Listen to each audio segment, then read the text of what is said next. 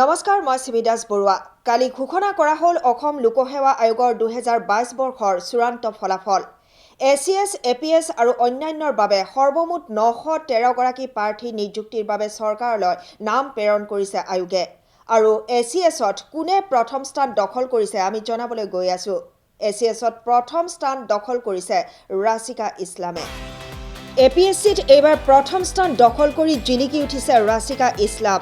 মাটিয়া বাগানৰ বাসিন্দা তথা সেনাবাহিনীৰ প্ৰাক্তন কৰ্ণেল ছাইদুল ইছলাম আৰু ৰাইহানা ইছলামৰ কন্যা ৰাছিকা ইছলামে অসম লোকসেৱা পৰীক্ষাত অসমৰ ভিতৰত সৰ্বোচ্চ নম্বৰ লাভ কৰি ধুবুৰী জিলালৈ গৌৰৱ কঢ়িয়াই আনিবলৈ সক্ষম হৈছে।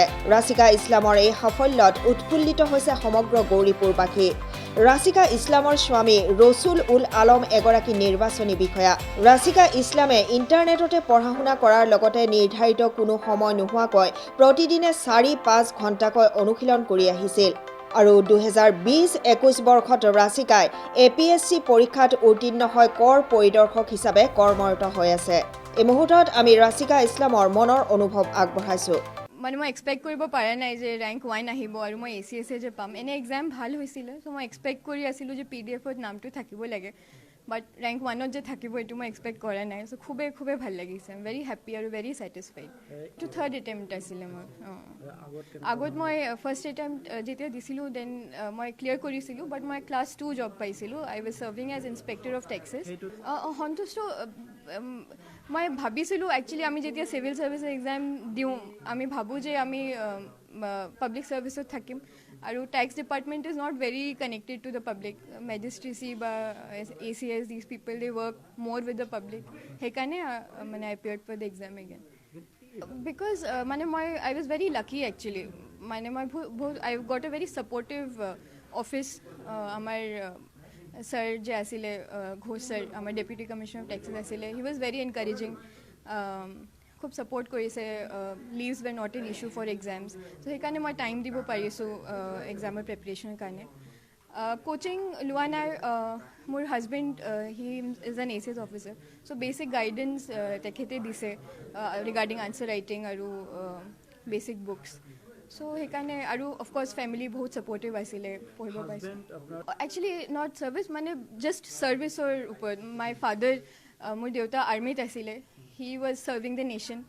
আৰু ময়ো যেতিয়া সৰু আছিলোঁ I also' wanted to serve the nation in whatever capacity. So' সেইকাৰণে চিভিল ছাৰ্ভিচৰ পৰা এটা এট্ৰেকশ্যন আছিলে। চ' সেইটোৱে, that was the motivate. First of all keep it simple. আপোনালোকে যেতিয়া আহিছে এক্সামটো দিব বিচাৰিছে, be clear why you want to appear for this exam.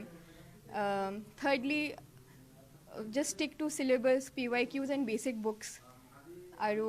And also be very patient because it is a very long process. Aru frustration hobo, but stick to it and I'm sure you will meet success. Simple ketaman tips dibo bisarisu through this platform. Number 1, syllabus to sabo, first step. Second, previous year's question papers bur sabo.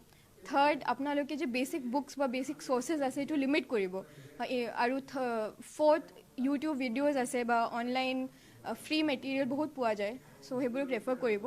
আৰু fifth, ভাল এটা smart study plan বনাব, revision strategy বনাব আৰু stick two that. মই reading books, ৱাচিং movies ভাল পাওঁ, লিছনিং টু মিউজিক। ৰিচেণ্টলি বেকিং অলপ কৰি আছোঁ, শিকি আছোঁ এইবোৰ।